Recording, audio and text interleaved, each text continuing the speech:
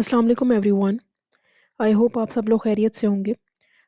इस लेक्चर के अंदर हम लोग डिस्कस करेंगे जॉनथन स्विफ्ट की लाइफ के ऊपर, उनके जो लिटरेरी वर्क्स हैं उनको डिस्कस करेंगे, उनका जो कंट्रीब्यूशन है इंग्लिश लिटरेचर के अंदर उसको देख लेंगे। Let's start with this discussion. सबसे पहले हम लोग डिस्कस करते हैं कि जॉनथन स्विफ्ट बेसिकली कौन है। He was one of the greatest prose satirist in English literature. इनको कहा जाता है कि ये इंग्लिश लिटरेचर के बहुत बड़े सटायरिस्ट जो हैं वो माने जाते हैं। सटायर वो होता है जो बेसिकली एक फॉर्म ऑफ लिटरेरी टेक्स्ट है जिसको लिखा ऐसे जाए कि उसके अंदर ह्यूमर भी हो, तंज भी किया जा रहा हो, ठीक है, और तंज करके हकीकत बयान की जा रही हो, ठीक है। और वो होता है किसी सोसाइटी के रिलेटेड, आपने ये बात करी हो, सोशल इश्यूज के रिगार्डिंग कह सकते हैं कि वो इस फॉर्म का टेक्स्ट होता है। He was born in Dublin Ireland, ठीक है, आयरलैंड के अंदर है Dublin. He was of Anglo Irish descendant and education इनकी अगर हम लोग डिस्कस करें तो वो भी इन्होंने ट्रिनिटी कॉलेज डबलिन के अंदर से इन्होंने अपनी मेजर जो तालीम है वो हासिल की है। After his studies Swift worked as a secretary to sir William Temple in England, ठीक है। ये सेक्रेटरी बन गए सर विलियम टेम्पल के under supervision, which exposed him to political circle and help shaped his views on politics and society.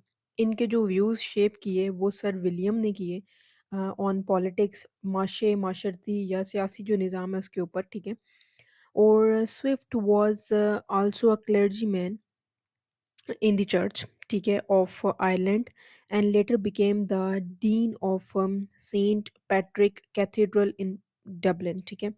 और ये clergyman भी रह चुके हैं चर्च के अंदर, जिस तरह पोप के साथ जो रहते हैं, ठीक है।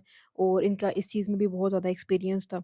और दो deeply involved in religious and political matter, he used his sharp wit and intelligence to criticize social injustices, political corruption and human folly through powerful literary satire. तो इन्होंने अपने टेक्स्ट के थ्रू किन किन चीज़ों को क्रिटिसाइज़ किया है, वो है सोशल इनजस्टिसेस, जो नाइंसाफ़ी होती है माशरे के अंदर, और जो सियासी निज़ाम के अंदर जो बदनवानी है, करप्शन है, उसको इन्होंने बहुत क्रिटिसाइज़ किया है। इंसान जो बेवकूफ़ियाँ मारता है, ठीक है, और पावर को इस्तेमाल करता है, ठीक है, उसके बारे में अपने लिटरेरी स्टाइल के अंदर इन्होंने तंज़ किया है, लिटरेरी सटायर के अंदर, ठीक है जी। मैंने आपको ऑलरेडी बताया कि सटायर एक बेसिकली फॉर्म है लिटरेरी टेक्स्ट की, लिटरेचर को लिखने का एक तरीका है, रिटन फॉर्म है, ठीक है, जिसके अंदर राइटर जो है वो बेसिकली यूज़ करता है तंज़ व मज़ाक ये कॉन्सेप्ट को, ठीक है, कि तंज़ भी किया जाए, हकीकत भी बयान कर दी जाए, और माशरे के जो इश्यूज़ हैं उसको भी उजागर कर लिया जाए। अगर हम लोग इनके मेजर वर्क्स के बारे में बात करें तो मेजर वर्क्स इनके हैं अ टेल ऑफ अ टब, जो कि 1704 में इन्होंने पब्लिश किया। ये एक satirical allegory on the division within Christianity, especially between Catholics, Anglicans, and dissenters. It also mock pretentious learning and literary pedantry, ठीक है। तो बेसिकली ये रिलीजियस बेसिकली एक टेक्स्ट है जिसके अंदर उन्होंने एक एलिगरी क्रिएट की है, एक कॉन्सेप्ट दिया है क्रिश्चियनिटी का, और कैथोलिक्स, एंग्लिकन और डिसेंटर्स को इसके अंदर डिस्कस किया गया है। सेकंड इनका जो वर्क है the battle of the book 1704 के अंदर ये भी पब्लिश हुई, और ये भी एक सटायर है, एक डिबेट है between ancient versus modern learning के ऊपर, ठीक है। और Swift sided with the ancient arguing for classical knowledge and wisdom, और इनके अकॉर्डिंगली स्विफ्ट कहते हैं कि एंशियंट फॉर्म ऑफ लर्निंग ज़्यादा बेहतर है क्योंकि उसके अंदर नॉलेज है और विजडम है, ठीक है। बहुत ही जो फेमस इनका वर्क है वो है गुलिवर्स ट्रैवल, जो कि 1726 में इन्होंने पब्लिश किया। मोस्ट फेमस वर्क है इनका। इसके अंदर बहुत ज़्यादा सटायर इन्होंने इस्तेमाल किया है। ट्रैवल नैरेटिव है इसके अंदर, ठीक है। It critic human nature, politics, science and the enlightenment, ठीक है। इसके अंदर इन्होंने बहुत सारी थीम जो हैं वो यूज़ की हैं, बहुत सारी चीज़ों को क्रिटिसाइज़ भी किया है। The four voyages explore imaginary land, Lilliput minerates people, Brobdingnagian giants, Laputa absurd scientists and the land of the जो रैशनल हॉर्सेस हैं, ठीक है, उसके बारे में बेसिकली इन्होंने एक्सप्लेन किया है। ये बेसिकली स्टोरी जो है ये वॉयजेस के ऊपर है। इसके अंदर 4 वॉयजेस बहरी भेड़ों के बारे में डिस्कस किया गया है कि वो किस-किस तरह के हैं, एक मिनिएरेट्स किस्म के पीपल हैं, एक जायंट्स हैं, एक एब्सर्ड साइंटिस्ट है और एक रैशनल हॉर्सेस हैं, ठीक है? इस तरह के नेम देकर इन्होंने सोसाइटी के बारे में सटायर इस्तेमाल किया गया और इनको each part मॉक्स different aspect of European society, ठीक है जी? हर डिफरेंट सोसाइटी के बारे में जो यूरोप के अंदर है, रह रही है, उसको इन्होंने मॉक किया है, उसके मज़ाक उड़ाया है। सटायर के अंदर आपने ये भी देखना होता है कि मज़ाक भी उड़ाया जा रहा है, तंज़ मज़ा होता है बेसिकली, ठीक है? फोर्थ इनका वर्क है अ मॉडेस्ट प्रपोज़ल जो कि 1729 के अंदर इन्होंने लिखा है और ये एक शॉकिंग और आयरॉनिक पैम्फलेट है that suggesting the poor Irish might ease their economic troubles by selling their children as food to the rich, ठीक है? It is a brutal satire of British exploitation and indifferences towards Irish suffering, थे जो basically Ireland को ऊपर भी हमारे पास जिस तरह के Easter uprising W B Yeats की एक पोइम है उसके अंदर आयरलैंड के ऊपर भी जो है इश्यूज बहुत सारे क्रिएट हुए, ब्रिटिशर्स इनको बहुत एक्सप्लॉइट किया, ठीक है? और उन्होंने अपने इकोनॉमिक गेन्स के लिए एक्सप्लॉइट किया ब्रिटिशर्स ने और उनको अपने जो बच्चे हैं आयरिश ने अपने बच्चे बेच दिए इनके लिए ब्रिटिशर्स के लिए, ठीक है? तो उसके अंदर उन्होंने सटायर और ह्यूमर और साथ में बहुत ज़्यादा तंज किया उनकी सोसाइटी को, ठीक है?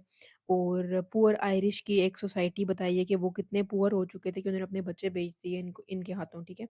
तो बेसिकली ये सोशल इश्यूज़ के ऊपर डिस्कशन है इस बुक के अंदर। अगर बात की जाए स्विफ्ट की सटायरिकल स्टाइल की तो पहला जो है वो आयरनी एंड सार्केज़्म है, ठीक है?